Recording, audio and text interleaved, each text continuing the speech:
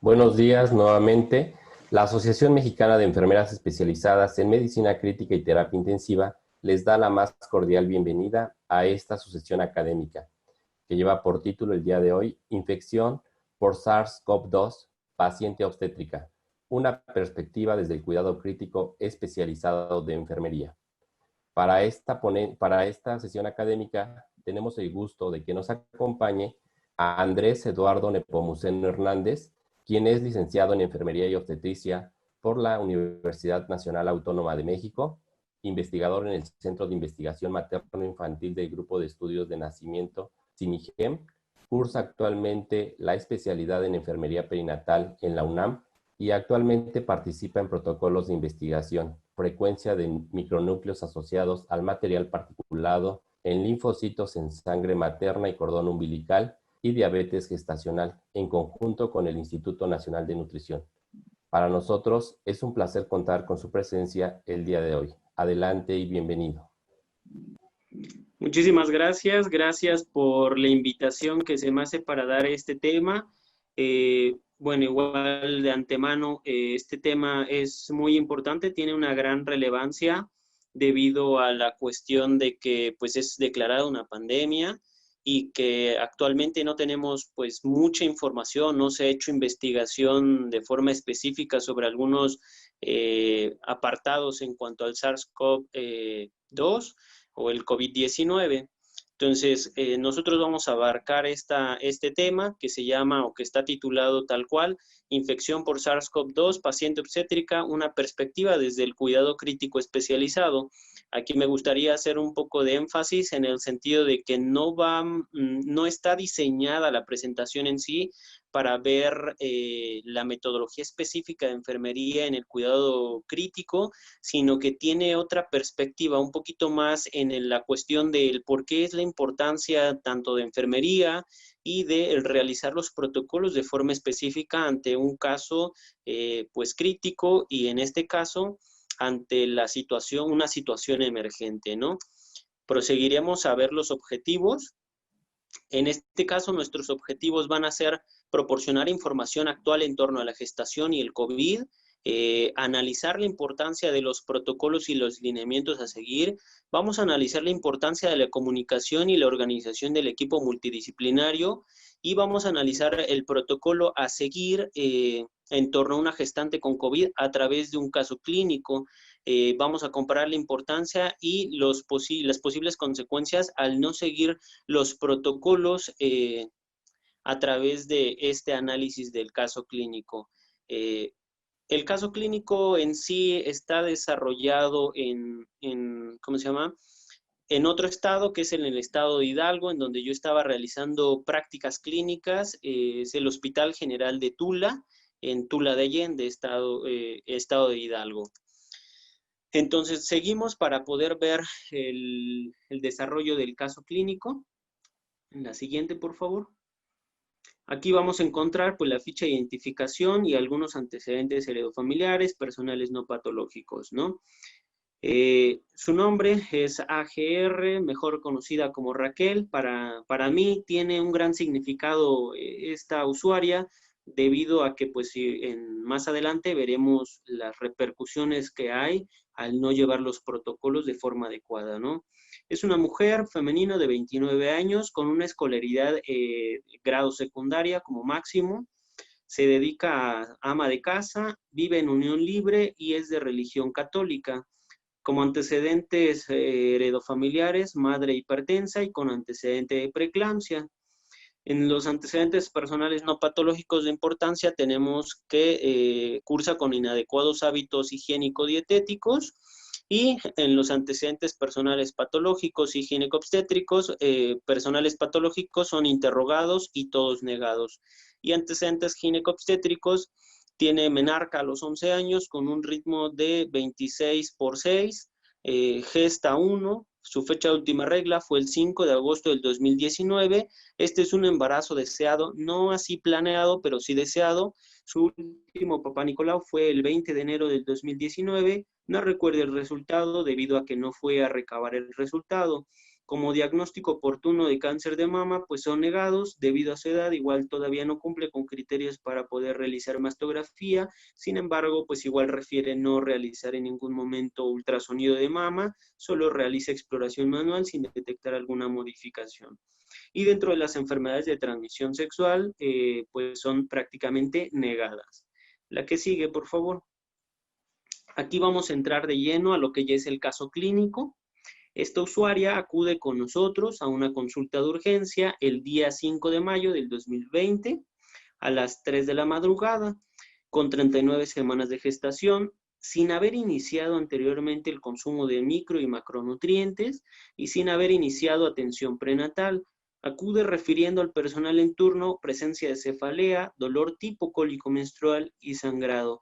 Cabe destacar que el Hospital General de Tula es un hospital de concentración y por la zona demográfica, muchas mujeres acuden a este hospital como una opción para atención de su parto sin siquiera haber iniciado o haber abierto un expediente clínico ahí con nosotros. También cabe destacar que el vigilante o en la recepción es el encargado de la toma de la temperatura o el registro de la toma de temperatura y una entrevista rápida para el llenado de una hoja de riesgo para desarrollo de COVID ante sintomatología o contacto con personas o familiares que hayan sido positivos. Sin embargo, la persona que se encontraba este día en turno, el vigilante, era personal nuevo y ante el hecho de que la mujer le refiere sangrado, pues decide no tomarle temperatura y pasarle inmediatamente al área de triage obstétrico.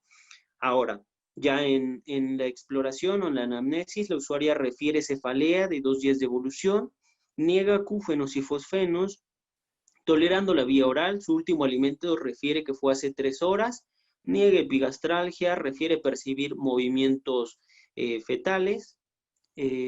La anterior, por favor. Refiere también percibir dolor tipo cólico menstrual cada 10 minutos de 2 horas de evolución, niega salida de líquido transvaginal, refiere percibir presencia de sangrado transvaginal acompañado de moco, niega datos de urosepsis o cervicovaginales, también niega datos de bajo gasto cardíaco y lo único que nos refiere es que su hermana da positivo para COVID hace justo 4 días. La usuaria niega en ese momento presentar datos respiratorios como pudieran ser disnea, tos, anosmia, fiebre, mialgia, artralgias, anorexia, astenia, dinamia, etc. La que sigue ahora sí, por favor. Ya durante la exploración física, pues se encuentra la usuaria alerta, tranquila, con una escala de Glasgow 15 de 15, mucosas orales hidratadas, los tegumentos de adecuada coloración, normocéfala, ojos simétricos con pupilas normorefléxicas, un cuello cilíndrico con tráquea lineal no dolorosa a la palpación, sin adenomegalias palpables. Tórax simétrico, cardiopulmonar sin compromiso aparente, mamas simétricas, pezones formados, un abdomen globoso, expensas de un útero gestante con presencia de un feto único vivo, situación longitudinal, dorso a la derecha, presentación cefálica, altura de fondo uterino de 30 centímetros, una frecuencia cardíaca fetal de 136 latidos por minuto, VAR-F positivo.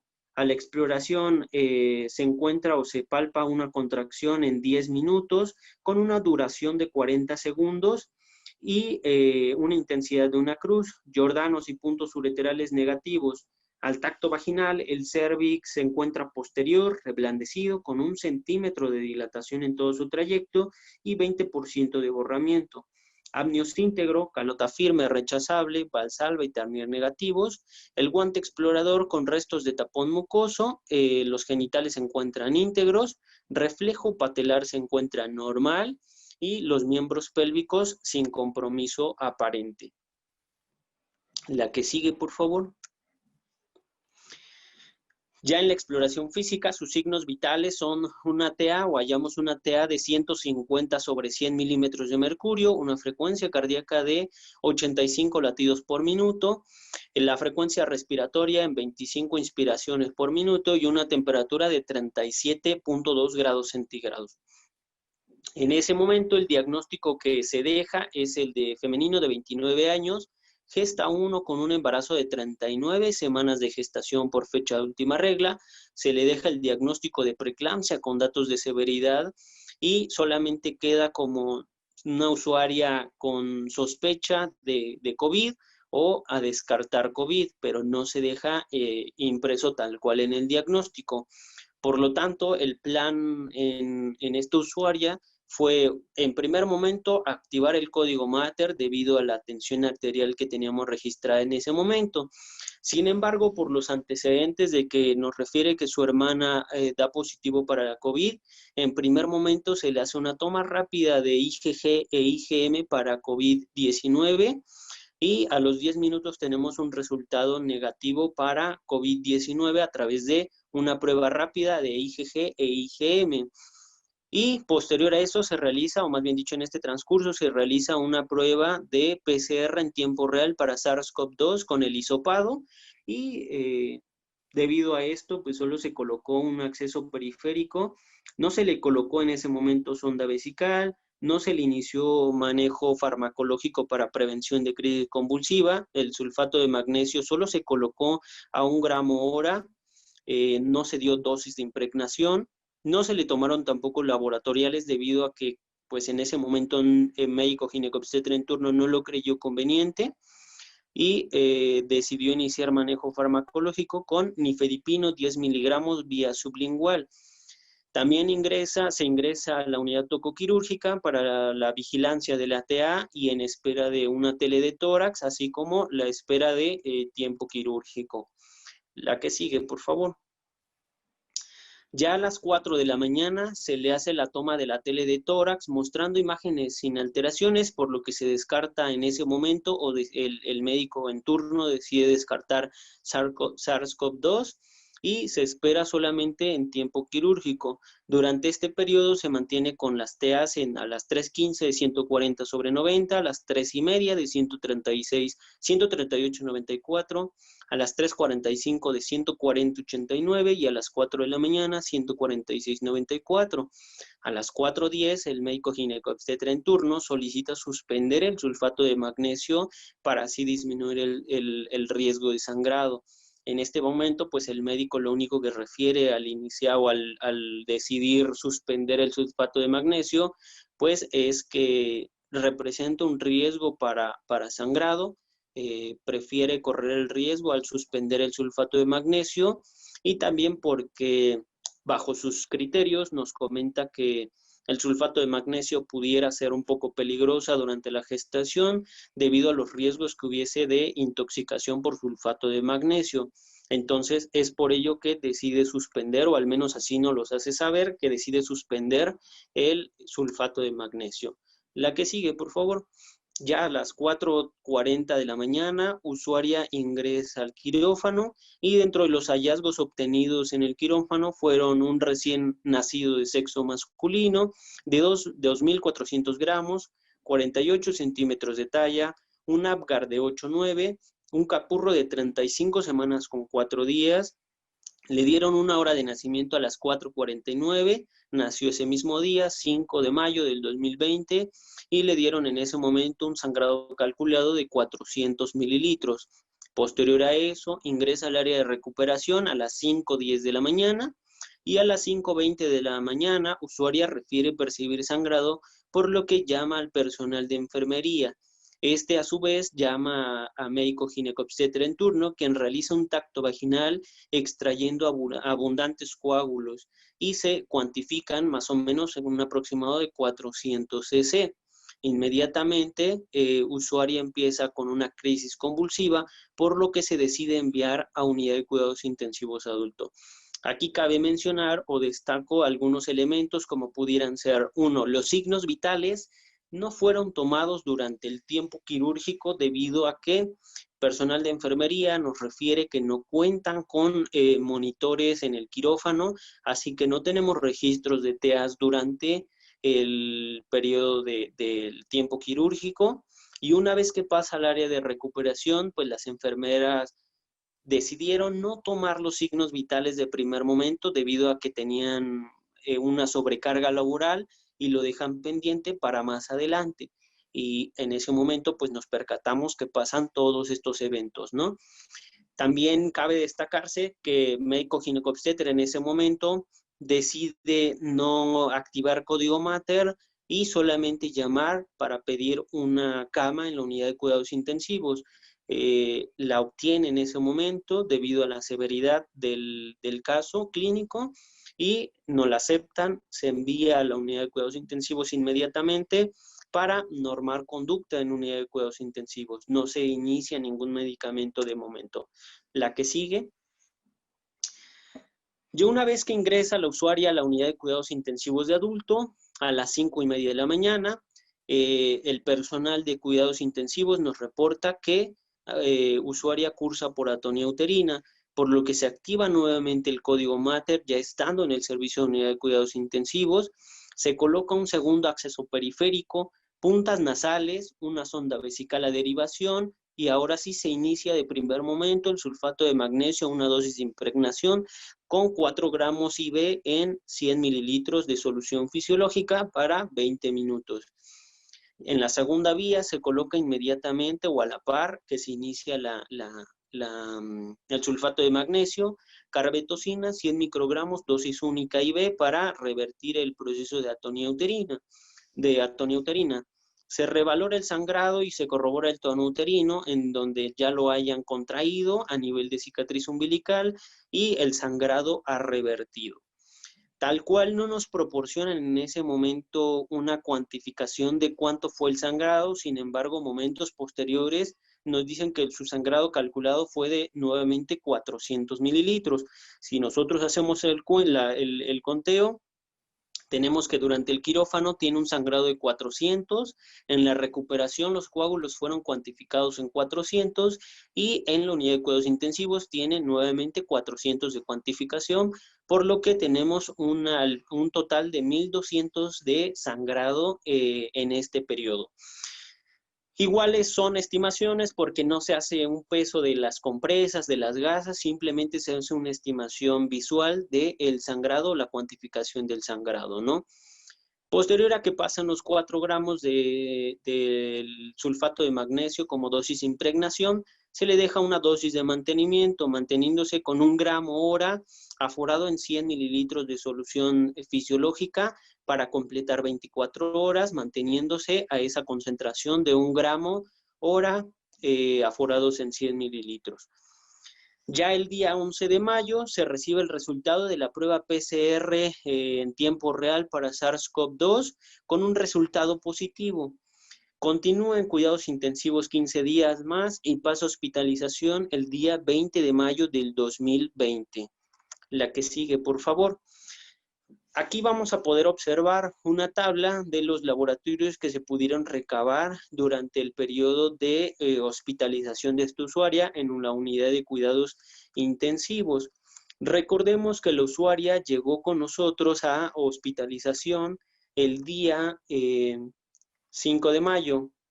El día 5 de mayo ingresa con nosotros a la institución a las 3 de la madrugada.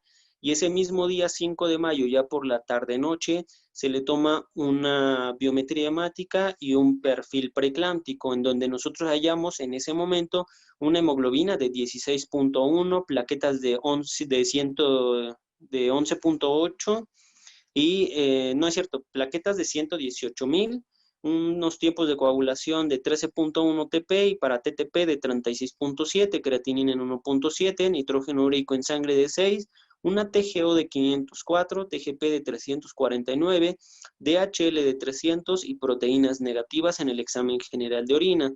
Aquí al menos podemos visualizar esta parte de, en primer momento, la preeclampsia con los valores de la TGO, TGP y DHL por encima de lo estipulado. Los demás laboratoriales pues salieron relativamente estables, como son los tipos de coagulación. Las plaquetas alcanzamos a visualizar una trombocitopenia leve y la hemoglobina todavía no es un reflejo debido a que todavía estamos en este proceso de redistribución, pero a pesar de ello se empiezan a solicitar paquetes globulares, así como son concentrados eritrocitarios y plasma fresco. Ya para el día siguiente, nuevamente por la mañana se hace una nueva cuantificación con un perfil preeclámptico, biometría hemática, etcétera, y aquí ya visualizamos una hemoglobina de 9.9, plaquetas en 126,000. Los tiempos de coagulación empiezan a prolongarse un poco, TP de 15.4 y TTP de 41.6. Observamos que la creatinina empieza a elevarse, ahora en 1.9, el nitrógeno ureico también empieza a elevarse, 6.2, TGO y TGP por contrario empiezan a disminuir y DHL empieza a elevar, ahora en 396. Si nosotros hacemos un análisis a nivel general de estos estudios de laboratorio, nos damos cuenta que para el día 10 de mayo del 2020, la usuaria ya había sido transfundida, ya se le había hecho transfusión sanguínea, se le colocaron 3 concentrados eritrocitarios y un plasma fresco, y nosotros visualizamos una hemoglobina en 6.7 en ese momento, plaquetas en 113,000. Los tiempos de coagulación están prolongados con una TP de 19.8 y TTP de 37.3. Y aquí empezamos a observar que el nitrógeno ureico está en 20. TGO y TGP siguen disminuyendo, pero DHL, por el contrario, empieza a elevarse todavía un poquito más, ¿no? 856, siendo aquí ya más alarmante la cuestión en cuanto a los, como tal, órganos blanco, órganos diana. Empieza a verse notorio que pérdida sanguínea. Si nosotros hacemos un análisis rápido, nos damos cuenta que el día 5 de mayo tenía una hemoglobina de 16.1 y para el 10 de mayo ya tiene una hemoglobina de 6.7, una pérdida de casi 10 gramos en cuanto a la hemoglobina. Es una pérdida súbita, muy poco tiempo, muy rápido y de forma muy abrupta. En ese momento no contamos con información a través de la revisión del expediente clínico, en el cual nos hagan ver que continuó con sangrado o si no continúa con sangrado, pero los laboratorios nos demuestran que en ese momento su hemoglobina está en 6.7. Nuevamente se le indica transfusión, se le colocan otros 2 paquetes de concentrados de eritrocitario y un plasma fresco. Al día siguiente tenemos una mejoría obteniendo una hemoglobina de 10.7. Sin embargo, las plaquetas continúan disminuyendo. La que sigue, por favor. Una vez que nosotros obtuvimos el resultado positivo para la prueba de PCR en tiempo real para SARS-CoV-2, se mantiene en aislamiento estricto con medidas por gota. Durante su evolución intrahospitalaria, la usuaria se mantiene asintomática para la cuestión de SARS-CoV-2, no así para la otra cuestión. Aquí cabe destacar que es un poquito difícil el poder hacer un diagnóstico no diferencial, pero sí podemos visualizar que algunos signos pudieran concordar con este caso, el SARS-CoV-2, como pudiera ser la dinamia relacionado con esta pérdida sanguínea mayor y que cursa con anemia en un momento leve, luego es moderada y otra vez continúa con anemia leve. Entonces aquí tenemos como alguna interferencia en cuanto a algunos signos, ¿no? Pero no tal cual para la temperatura en este momento. Nosotros evaluamos que una temperatura por debajo de los 37 grados, no está desaturando, se encuentra a nivel general sin algún otro dato que nos sugiera SARS-CoV-2, pareciera ser que da positivo, pero se trata de una usuaria asintomática. Una vez que pasa la hospitalización, inicia lactancia materna de forma inmediata, se le realiza nuevamente, bueno, más bien dicho, se le realiza PCR en tiempo real para SARS-CoV-2 a recién nacido, obteniendo un resultado negativo.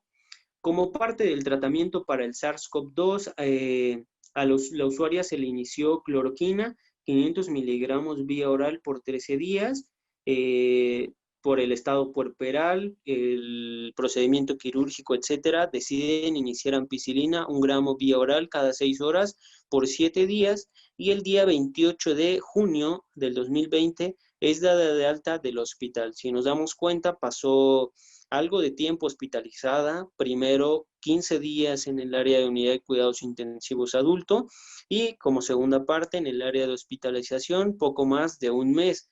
Entonces tuvimos una instancia hospitalaria prolongada, pero a pesar de ello, la usuaria en ningún momento llegó a complicarse en cuanto a SARS-CoV. Sin embargo, las secuelas o los problemas que nosotros podemos observar, en este caso de los laboratoriales, fue más relacionado con su estado, más bien dicho, con el cuadro clínico correspondiente a la eclampsia, o primero preeclampsia con datos de severidad, secundario una eclampsia, y tenemos daño a órganos blancos como pudieran ser los riñones y también parte del hígado.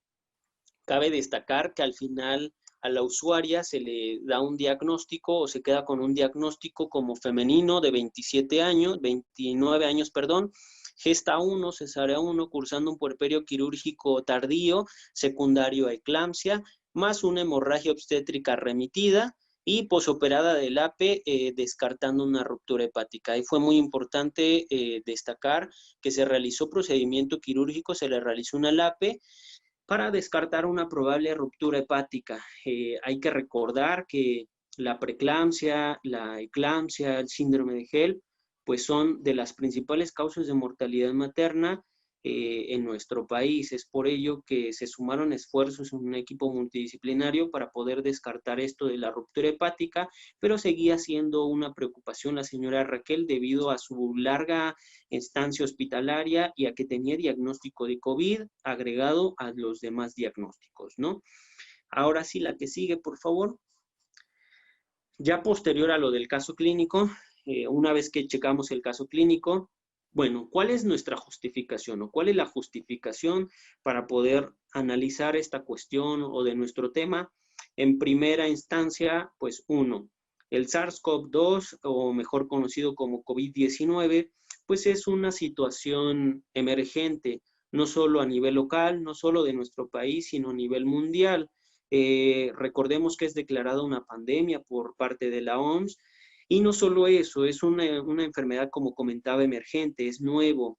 Por lo mismo, no tenemos mucha investigación en algún momento, sobre todo al principio, en cuanto llega primero a América Latina, posterior a su llegada a México, pues tenemos muy poca información, muy poca investigación, y lo malo, pues también es que la información disponible, pues es a partir de otros países, ¿no? Principalmente China, España, etcétera, etcétera, que son países que aportan mucho en el área de investigación, los Estados Unidos también. Sin embargo, México desafortunadamente presenta un bajo índice de investigación o procesos de investigación, y por lo tanto no podemos generalizar. Sabemos que es una pandemia a nivel mundial, que se presenta así como en México, en China, en España, en tantos países, pero que debido a la población, pues tenemos diferencias en cuanto a la población, ¿no? La otra cuestión es si lo combinamos con la segunda parte, que es el área obstétrica, pues es muy importante porque la razón de muerte materna o la muerte materna es algo que afecta a todo el país. Hay que recordar que la razón de muerte materna es uno de los principales indicadores de bienestar de una nación. No podemos decir que un país tiene un adecuado bienestar si los índices de mortalidad materna son muy elevados. Es por ello que México implementó muchas políticas para que se pueda defender esta cuestión de salud durante el embarazo, debido a que pues, son prioridad para la Secretaría de Salud o para el sistema de salud en general. La que sigue, por favor.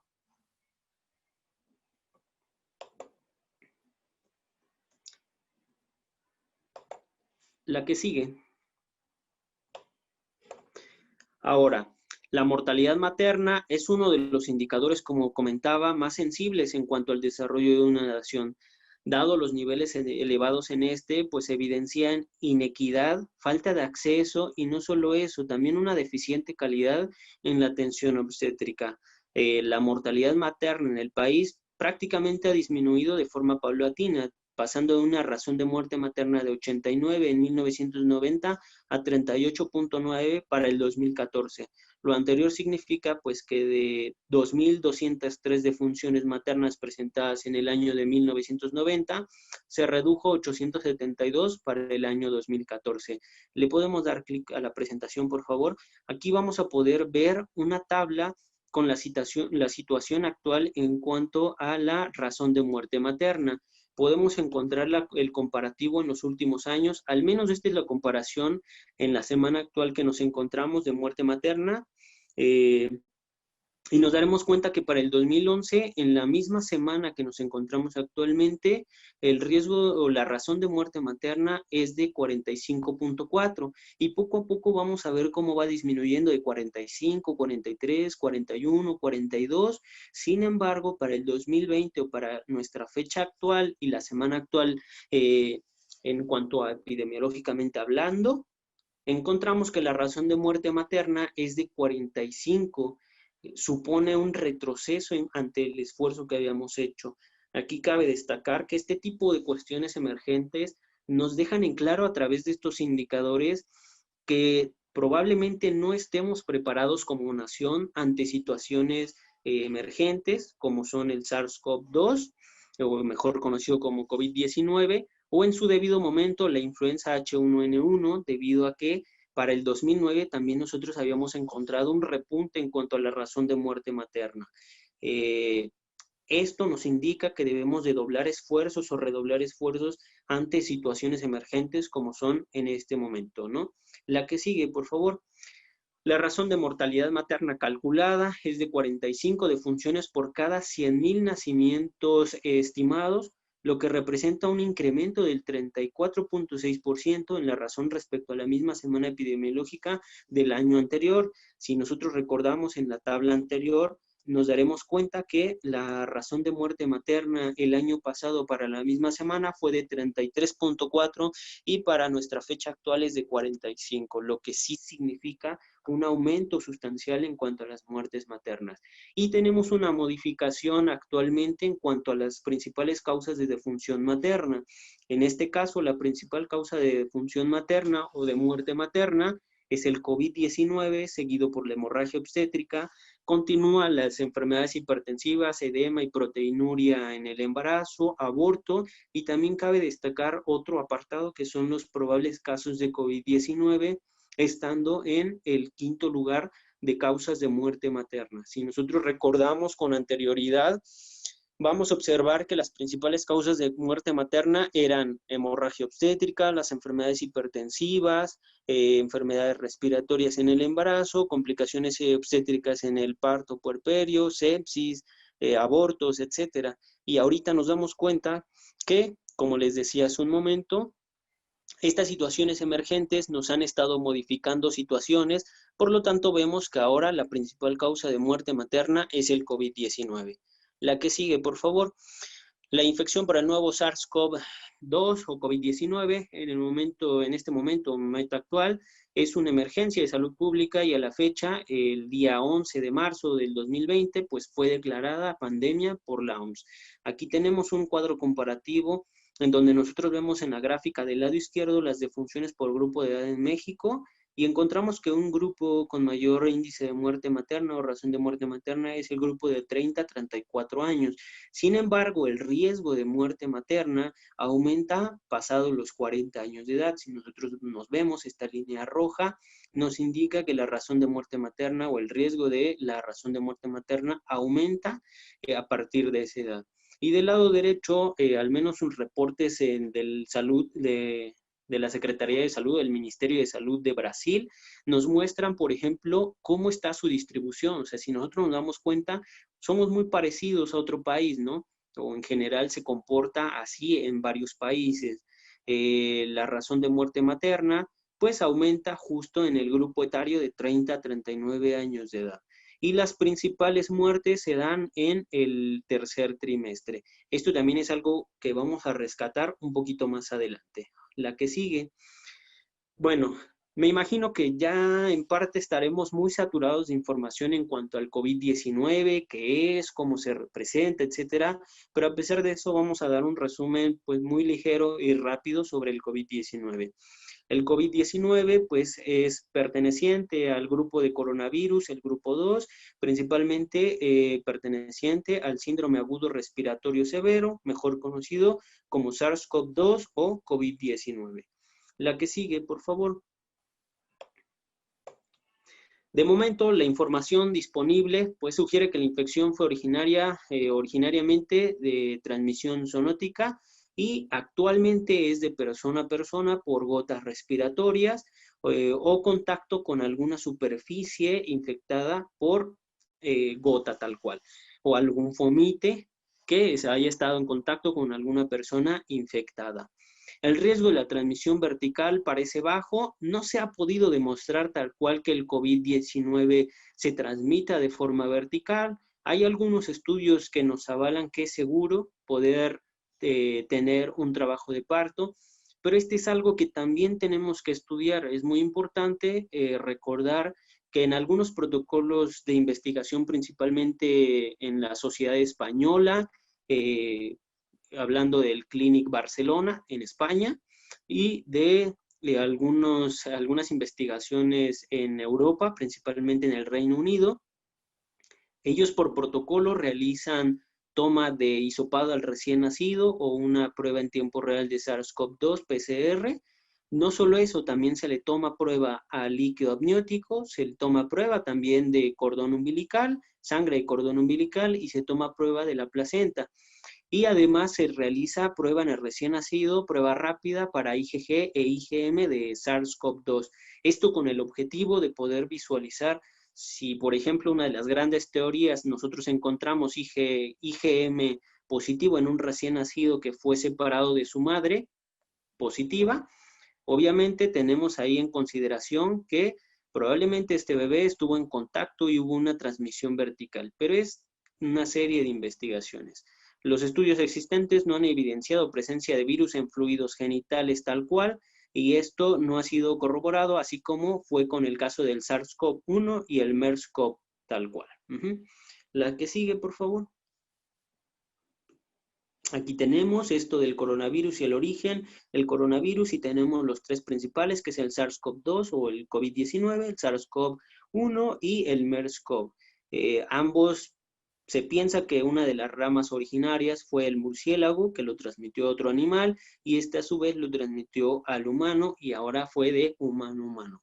Actualmente se está en duda si fue en sí el murciélago de forma directa o el pangolín tal cual. La que sigue, por favor.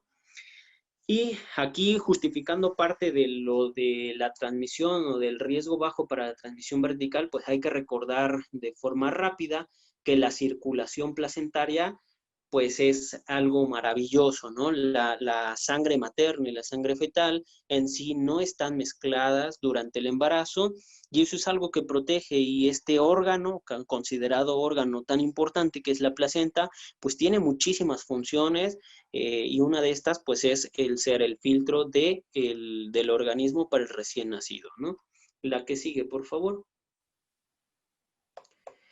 Y damos 3 clics, por favor. Aquí tenemos cuadros comparativos con características clínicas y demográficas en cuanto al SARS-CoV-2, el MERS-CoV y el SARS-CoV-1. Podemos observar, afortunadamente para la población o para el mundo en general, el SARS-CoV-2 o COVID-19, pues es altamente contagioso, pero con una letalidad muy baja, a diferencia de los demás, como son el SARS-CoV-1, que su tasa de letalidad era del 10%, y para el MERS-CoV-2, para el MERS-CoV es del 37%, se dice que es del 35 al 40%.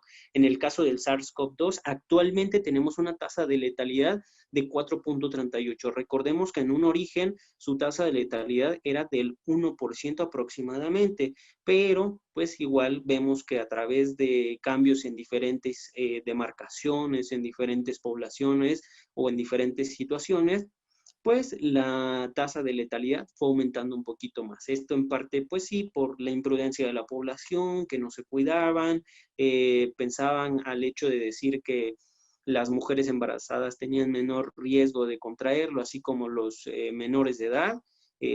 pero sí situando grupos vulnerables como pudieran ser personas con comorbilidad, pues parecía ser que nuestra tarea era cuidar solamente a esas personas y los que no perteneciéramos a esos grupos de alto riesgo, pues se bajaba la guardia.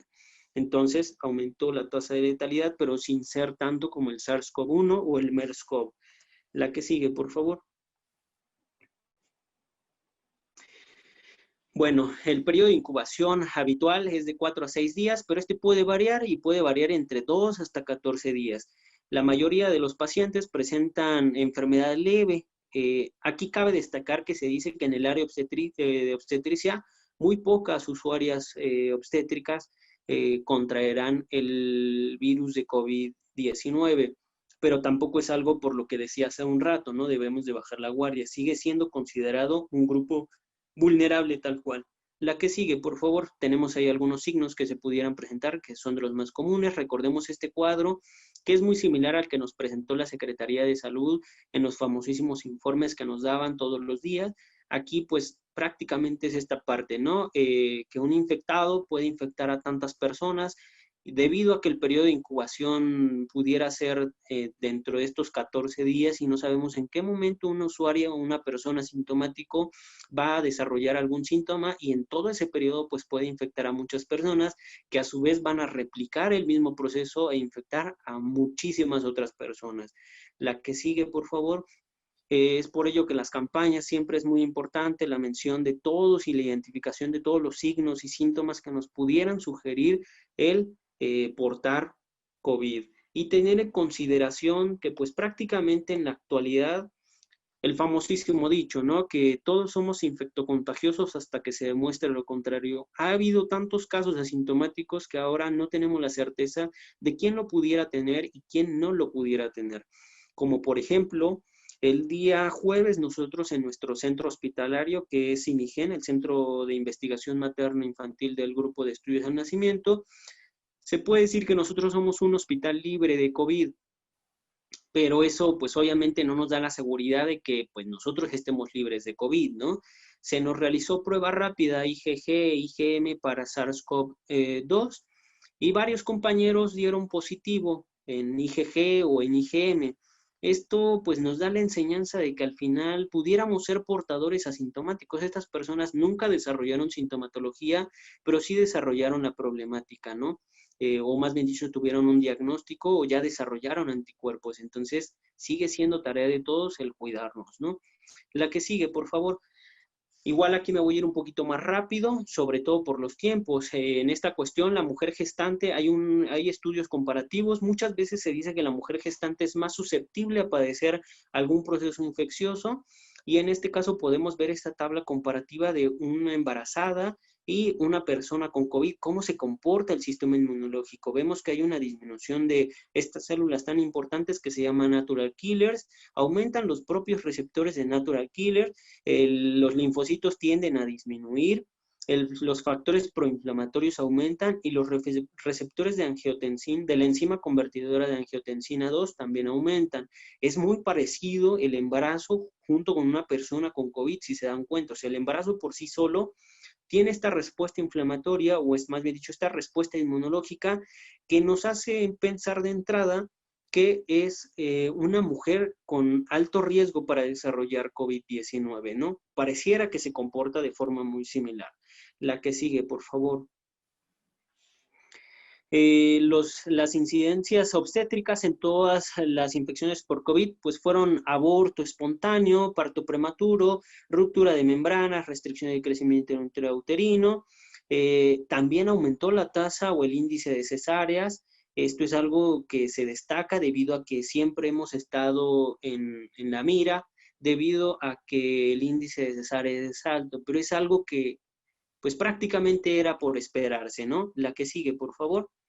Aquí vamos a darnos cuenta que al menos dentro de los riesgos, la que sigue igual, por favor, hay estas dos imágenes nos ejemplifican el porqué de estas cuestiones, ¿no? Que por qué desarrollan estos problemas las mujeres. No es tanto por el problema en sí del COVID, sino por algunas otras modificaciones que tiene. Hay que recordar que la tríada de Virchow nos menciona que la mujer está en un grupo de alto riesgo para problemas circulatorios, debido a que se encuentra en un estado de hipercoagulabilidad, ¿no? La éstasis circulatoria también es muy característica de las mujeres embarazadas, y la lesión en la pared vascular, sobre todo en esta mujer que tenemos, en donde tenía problemas hipertensivos. Obviamente un problema hipertensivo va a producir lesión en la pared vascular. Eso pues en sí la pone todavía en mayor riesgo. Y por otra parte, los cambios fisiológicos o anatomofisiológicos durante el embarazo hacen que esta mujer sea altamente sensible a los cambios de oxigenación. Por lo tanto, el hecho de que alguna mujer desarrolle COVID-19, pues sí supone un alto riesgo porque eleva el riesgo de la razón de muerte materna. La que sigue, por favor. Bueno, cada gestante debe ser considerada de alto riesgo por la mayor susceptibilidad, como decíamos, a una respuesta inmune alterada, especialmente en el segundo y en el tercer trimestre. Pero todas las mujeres embarazadas debemos de tener medidas para la prevención. La que sigue, vamos a poder ver una imagen ejemplificándonos el por qué es que tiene estas alteraciones, ¿no? La respuesta inmunológica, tenemos que hay una disminución en TH1 y un aumento en TH2, lo que hace que la respuesta inflamatoria sea modificada y haya un menor riesgo de una tormenta de citoquinas. Y hay que recordar que las citoquinas pues también son importantes porque nos van a mediar procesos inflamatorios. Entonces, aquí en esta otra imagen o en esta otra comparación, tenemos ahora todo lo contrario, ¿no? Que la mujer en sí durante el embarazo tiende a tener menor riesgo o menor complicación por COVID o SARS-CoV-2 debido a esta respuesta inflamatoria, ¿no? O debido a que disminuyen estos procesos tal cual, ¿no? La que sigue, por favor.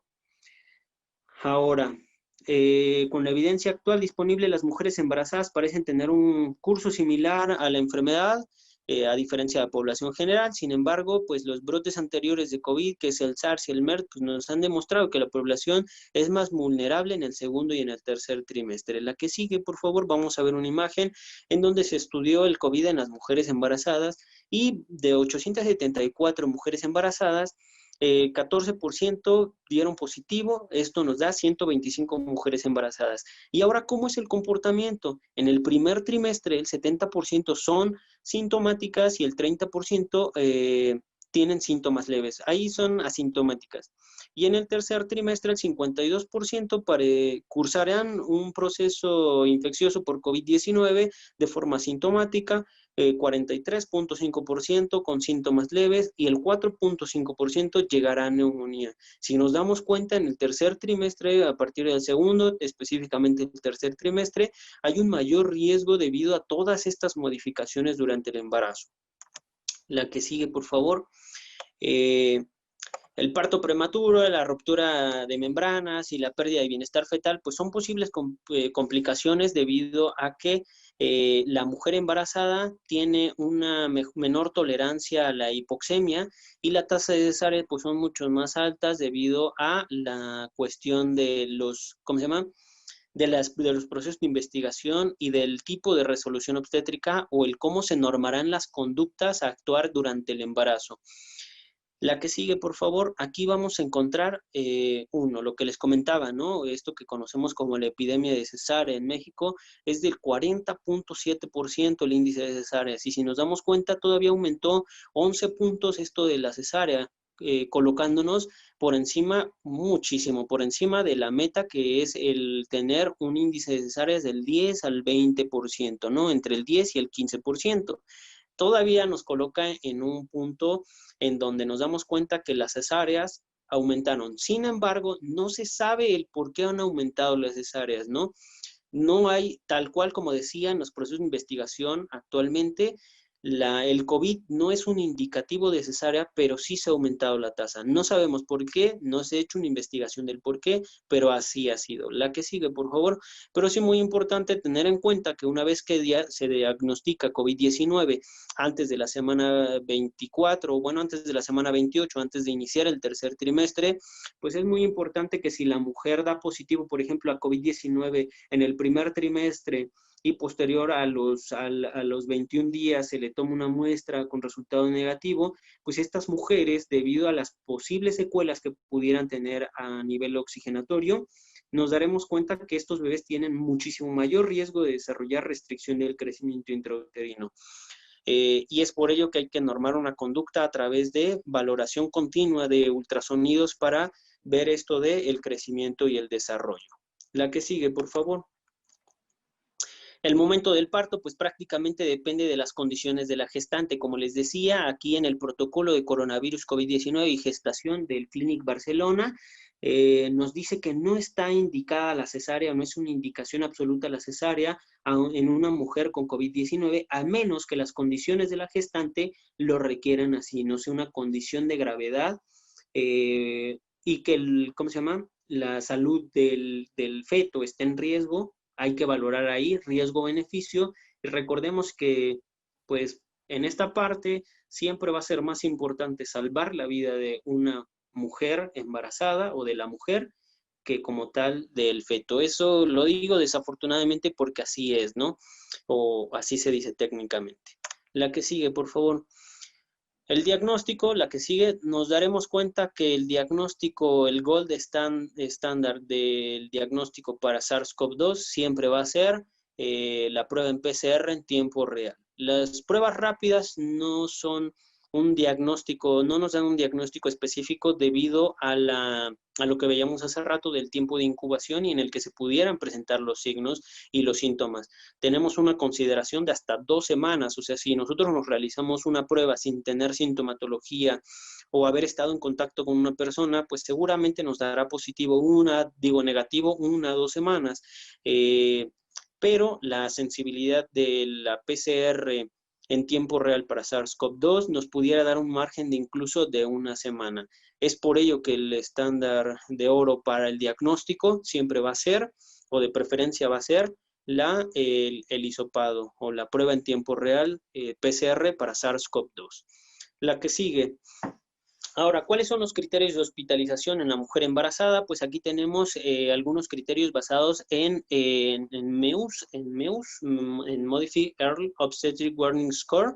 Tenemos que nos da una clasificación en inciso A, cuáles no requieren hospitalización, cuáles requieren hospitalización en el área obstétrica y cuáles requieren hospitalización en la unidad de cuidados intensivos.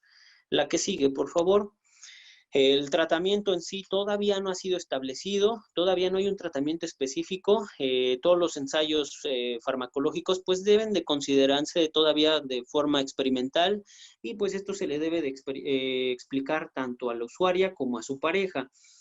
Sin embargo, pues hay muchas listas o listados de cuáles pudieran ser los tratamientos a seguir. Los corticosteroides solo tienen lugar para la prevención de la hipoplasia pulmonar neonatal.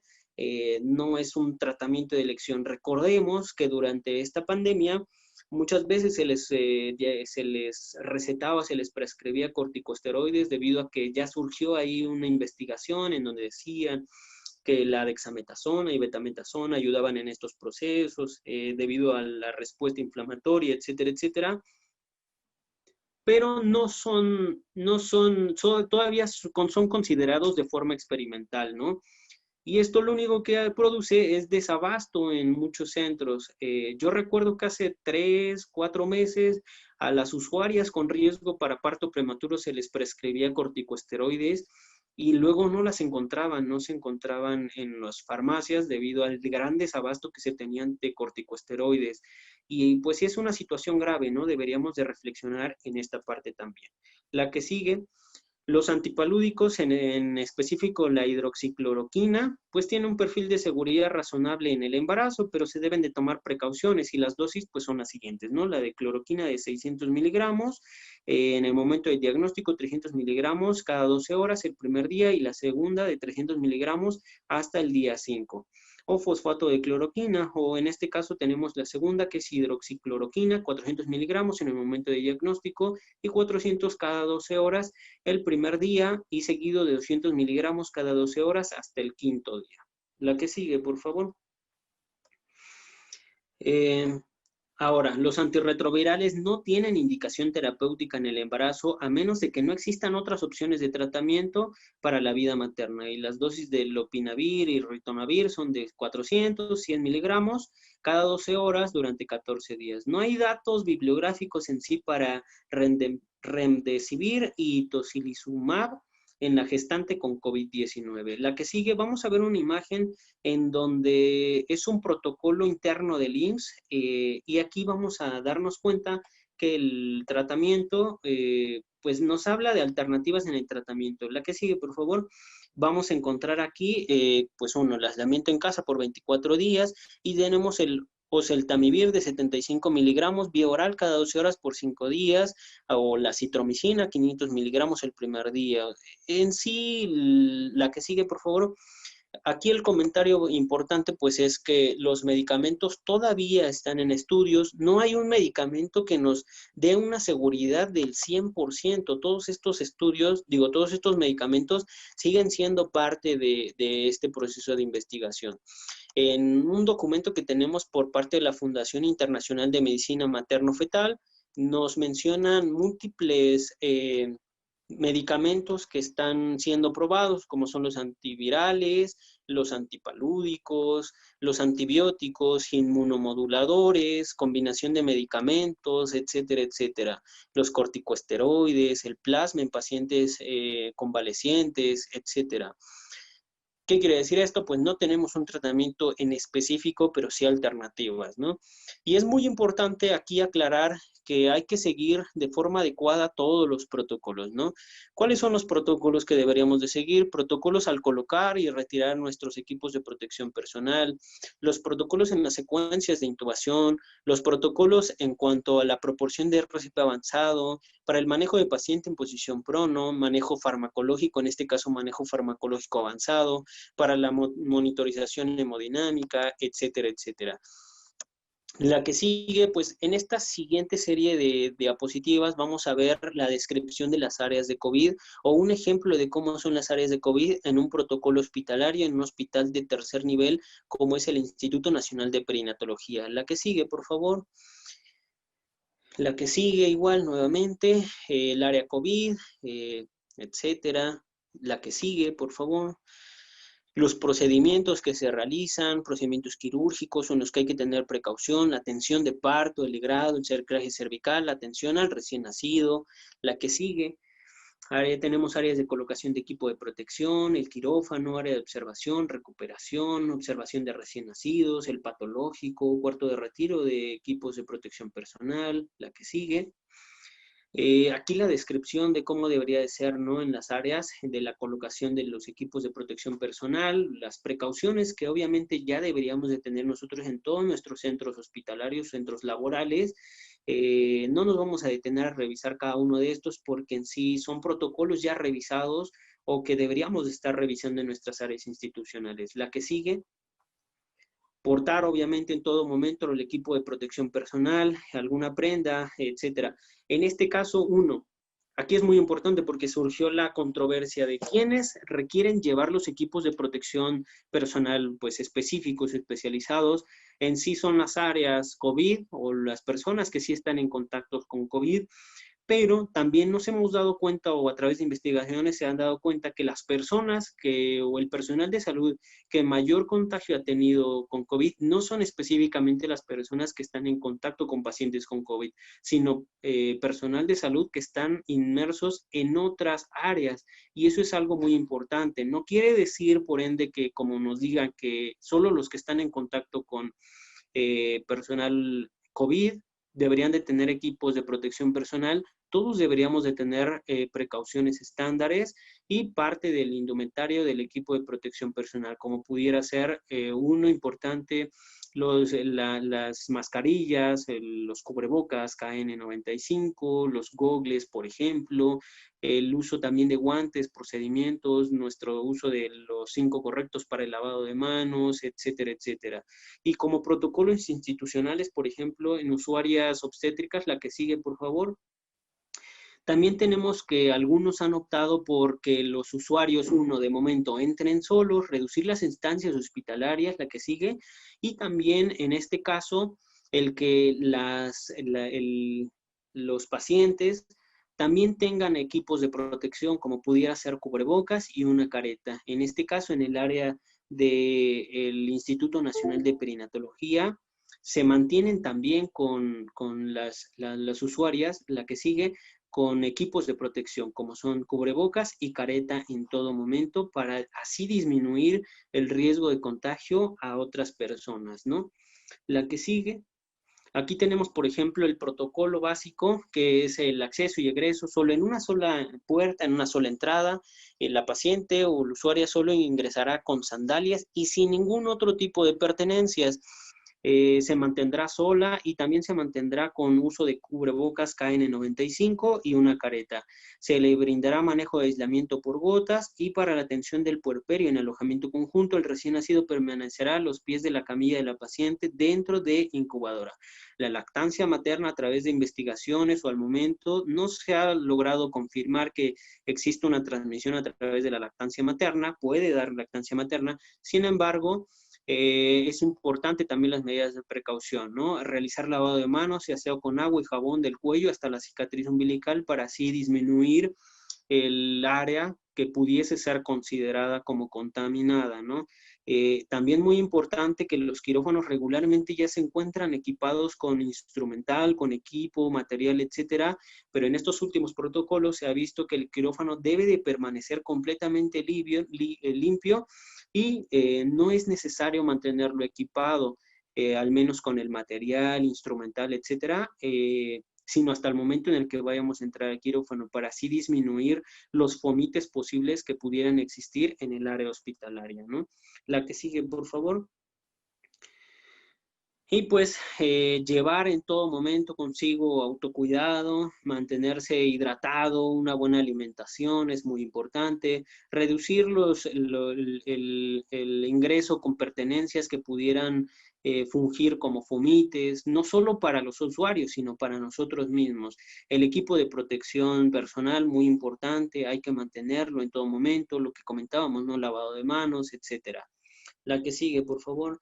Muy importante, pues, recalcar que al final es una situación emergente, es una situación muy importante que nos ha demostrado que al final pudiéramos estar en un primer momento no tan preparados para la llegada de un problema de tal magnitud, pero que a lo largo del desarrollo de esta pandemia, hemos ido aprendiendo juntos, ¿no? Hemos ido aprendiendo, hemos ido sobrellevando la cuestión, ¿no? Recordemos también que las medidas de confinamiento en casa hacen que también muchas mujeres no lleven un adecuado seguimiento prenatal y que lleguen ya al final como esta usuaria que presentamos, ¿no? En el caso de que no ha tenido seguimiento o atención prenatal, no llevaba ultrasonidos, laboratorios, etcétera. Eso dificulta mucho, pero debemos ir aprendiendo, ¿no? De todas estas situaciones. Algo nos debe de dejar de enseñanza y que obviamente juntos podremos sobrellevar esta cuestión adelante. La que sigue, y aquí vamos a encontrar pues prácticamente bibliografía muy importante, los protocolos internacionales. Yo les recomiendo que chequen al menos en esta parte de coronavirus y gestación, publicaciones que han hecho otros países, como pudiera ser la COP, como pudiera ser el Clinic Barcelona de España, la FLASOG, etcétera, etcétera. Muchas otras organizaciones que nos han estado dando muchísimos datos en cuanto a la obstetricia y el COVID. Recordemos que sí, en sí, muy pocas mujeres embarazadas van a desarrollar esto y todavía de estas, muy pocas van a tener o van a llegar a ser graves. Y es algo que no quisiéramos, ¿no? Recordar que al final la muerte materna es evitable, o se dice que es evitable hasta en un 80%. Y nosotros, si nosotros proporcionamos educación para la salud o educación primaria, pues nos vamos a dar cuenta que vamos a ayudar a que la población en general disminuya el contagio o este alto índice de contagios de coronavirus, para así poder evitar y revertir este proceso. ¿Nos va a costar mucho trabajo? Sí, nos va a costar mucho trabajo porque, como ya vimos, esta epidemia nos ha revertido tal cual, en primer momento, la razón de muerte materna, aumentándolo. No es problema nuestro al final, o sea, no es responsabilidad del personal de salud, o sea, no mueren por culpa nuestra, al final es por esta situación emergente.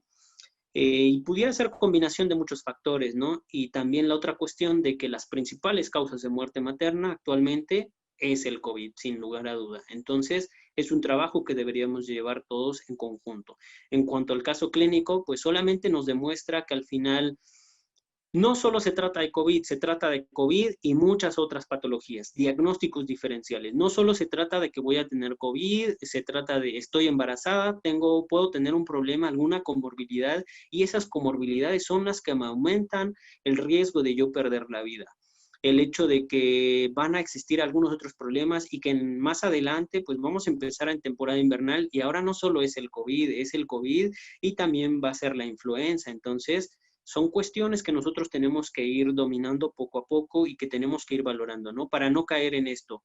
Ya como último, como conclusión, me gustaría decirles que esta mujer que se llama Raquel, yo todavía al final me mantuve en contacto con ella. Desafortunadamente, ella se le proporcionó consulta de seguimiento en el área de nefrología porque quedó con, al menos en ese momento, una secuela renal, insuficiencia renal aguda, que pues se le puede dar tratamiento para lograr revertir esto. No sabemos si va a ser reversible, desafortunadamente o probablemente pudiera ser que no, así como el daño hepático que pudo haber tenido ella. 29 años, es una persona relativamente joven y que desafortunadamente es gesta 1 y no sabemos si más adelante ella desee tener nuevamente un embarazo y qué complicaciones pudiera tener más adelante debido a que ella ya cursó con un dato severo de preeclampsia y que al nosotros estar en este momento con la pandemia, con COVID-19, no se le dio un seguimiento adecuado y al final también todo el personal pagó las consecuencias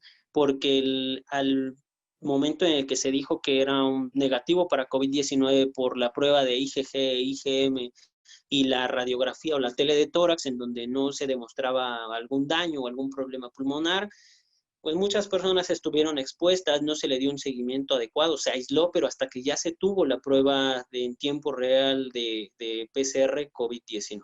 Entonces, pues hay que tomar estas precauciones.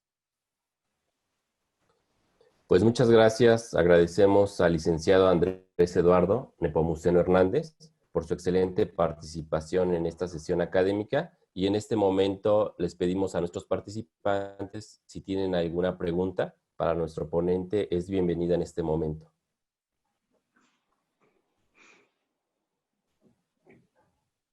La pueden hacer a través del chat preferentemente, por favor.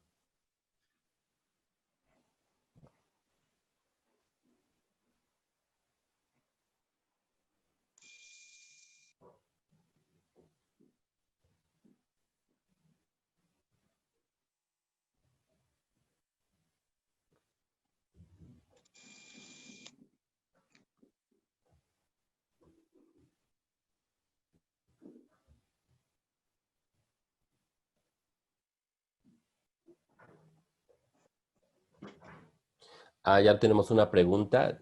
Primero una felicitación y hacen una pregunta. En su unidad, ¿cuál es la mortalidad materna de COVID?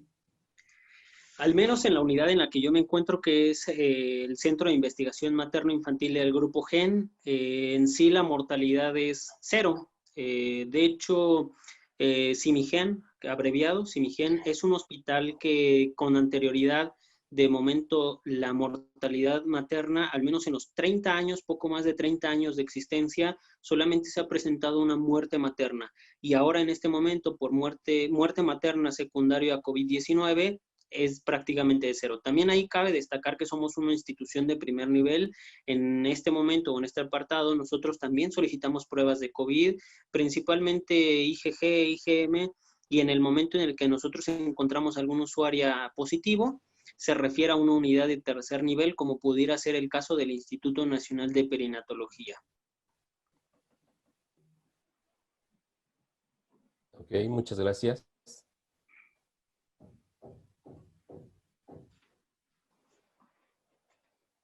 No sé si hubiera alguna otra pregunta. Bueno, en lo que escriben, les hacemos una cordial invitación a participar en nuestro próximo congreso que tendrá lugar a finales de este mes, los días 27, 28 y 29 de octubre, en el cual lleva por nombre Congreso Latinoamericano de Terapia Intensiva. Justamente participa la MEMTI y la Federación Latinoamericana de Cuidados Intensivos. Lleva por título El protagonismo mundial de enfermería en la terapia intensiva ante la pandemia COVID-19. Les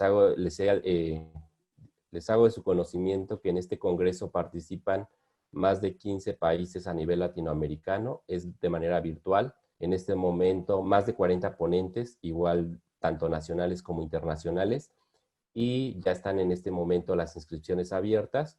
Tenemos ahí por ahí algunos costos preferentes para nuestros socios, y para los que no son socios, pues tienen otro costo. Entonces les hacemos esta cordial invitación para que participen con nosotros activamente como familia MEMTI que somos. No sé si hubiera, creo que ya no hay ninguna otra pregunta. Por ahí nos quieren hacer un comentario, una aportación la maestra Mónica, no sé si esté todavía.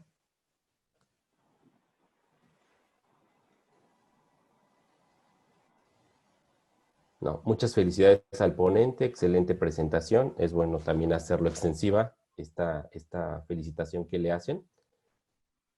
Muchísimas gracias. Igual, bueno, creo que son muchas felicidades por la presentación. Y nos comenta Mónica que sin duda es necesario continuar reforzando el apego a la estrategia de código Mater, que realmente es una necesidad hoy en día en las unidades hospitalarias.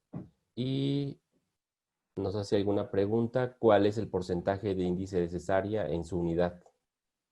En nuestra unidad, desafortunadamente, secundario al COVID-19, el índice de cesárea se elevó al 60% debido a que al menos los protocolos institucionales propios y las recomendaciones de epidemiología fueron reducir la estancia hospitalaria, y desafortunadamente para las mujeres gestantes o en trabajo de parto. ¿Por qué?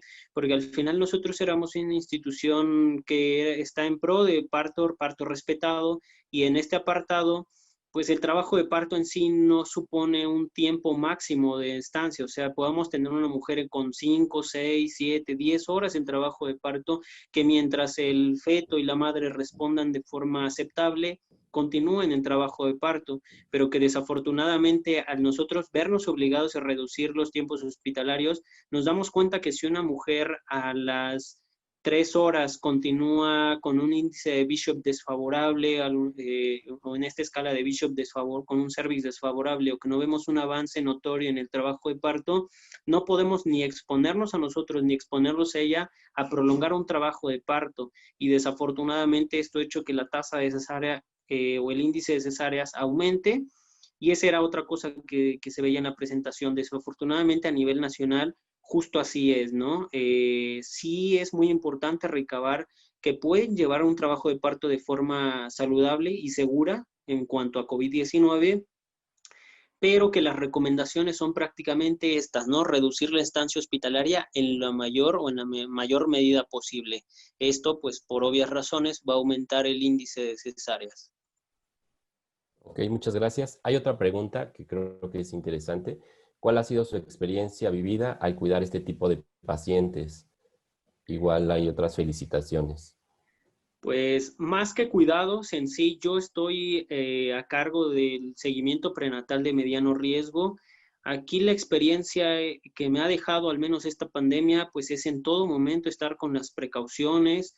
Es un hospital escuela, entonces también tenemos estudiantes a nuestro cargo, y el transmitir este tipo de cuestión, ¿no? Desde lo básico de enfermería, ¿no? Que a veces se nos olvida muchísimo que son los fundamentos de enfermería, ¿no? Los lavados de mano, el hecho de que a pesar de que es una pandemia, que a pesar de que es una situación emergente, en todo momento debemos de mantenernos de forma pasiva, tranquila, sin faltar al respeto, sin vernos como nerviosos, porque muchas veces también nos domina la cuestión de que, pues, ¿quién será? ¿Quién tendrá no COVID? No quiero contagiar a mis familiares, etcétera, etcétera. O sea, yo sé que es una cuestión multidisciplinaria que al final nos afecta no solo a las personas que lo tienen, sino a los que no lo tienen y que por mismas razones tienen precauciones, ¿no? Y esto pudiera hacer que de primer momento yo dijera, no, pues ya no quiero trabajar porque quiero evitar el riesgo de contagiarme y contagiar a mis familiares. Pero esta experiencia es algo que yo creo que nos hará superarnos como profesión, porque también demuestra que el personal de salud es muy importante, que la parte de enfermería también es algo importantísimo para el manejo de un paciente, no solo en cuestiones, como yo regularmente digo, no son cuestiones primarias, no solo es la toma de signos vitales, es en esta parte multidisciplinaria. Somos un apoyo emocional, somos apoyo para el médico, para algunas otras profesiones, para nosotros mismos incluso. Entonces es una superación profesional y en lo personal, pues justo me deja esta enseñanza del continuar desarrollándome como profesional, que al final la actualización nunca termina, todos los días tenemos algo que aprender y con esto del COVID-19 ahora tenemos mucho más que aprender y otra tarea muy importante pues es que a través de esto tenemos muchas otras obligaciones como pudieran ser la investigación, ¿no? Que si de por sí enfermería tiende a no hacer mucha investigación a veces, es algo que deberíamos estar haciendo en nuestros centros institucionales, ¿no? En nuestros centros hospitalarios. ¿Qué es lo que se hizo? ¿Qué no se hizo? ¿Cómo vimos estos usuarios? ¿Cuáles fueron las intervenciones que nosotros hicimos en la prevención, el estar dando información para prevenir estos procesos infecciosos, etcétera? Nosotros al menos tuvimos la posibilidad de desarrollar algún tríptico que se le proporciona a la mujer gestante para así poder prevenir. Y desde algunas otras cuestiones como son, por ejemplo, uno de los grandes retos que tuvimos es que una vez que damos de alta a las mujeres que tuvieron a sus bebés, que están en puerperio, en casa, algo que encontramos como un factor de riesgo es que muchas mujeres les urge que las den de alta. ¿Por qué? Porque al final, pues van con la familia, que si ya van a ir a conocer el bebé, etcétera. Y yo siempre les decía, pues sí, es un momento muy hermoso, es un momento único en la vida, ¿no? El hecho de tener un bebé, un nuevo ser gestándose y tenerlo.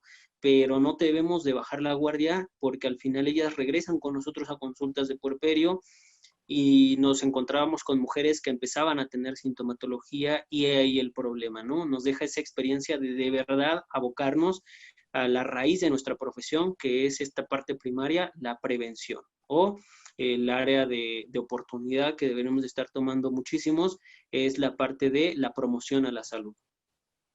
Pues muchas gracias. Realmente hay muchas felicitaciones. Hay algunas otras preguntas que se las haremos llegar para que sean contestadas y las vamos a enviar a las personas que lo están solicitando en este momento. Ya por tiempo Claro que sí.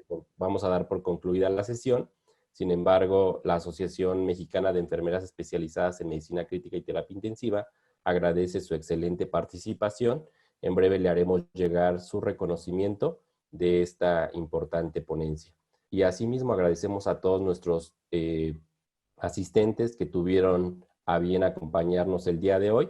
Los seguimos invitando a nuestras siguientes sesiones que estaremos pronto publicándolas en nuestras redes sociales y pues agradecemos nuevamente a todos y cada uno que el tiempo que proporcionan para seguirse actualizando en esos tópicos que realmente son importantes y que lo comentó el ponente en reiteradas ocasiones, creo que debemos de estar investigando, debemos de estar documentándonos justamente para una atención de calidad en todo momento, que es la que proporcionamos a nuestros pacientes con estas necesidades. Pues por la calidad y el humanismo en el cuidado del enfermo en estado crítico, muchas gracias y que tengan un excelente día a todos. Muchísimas gracias igualmente.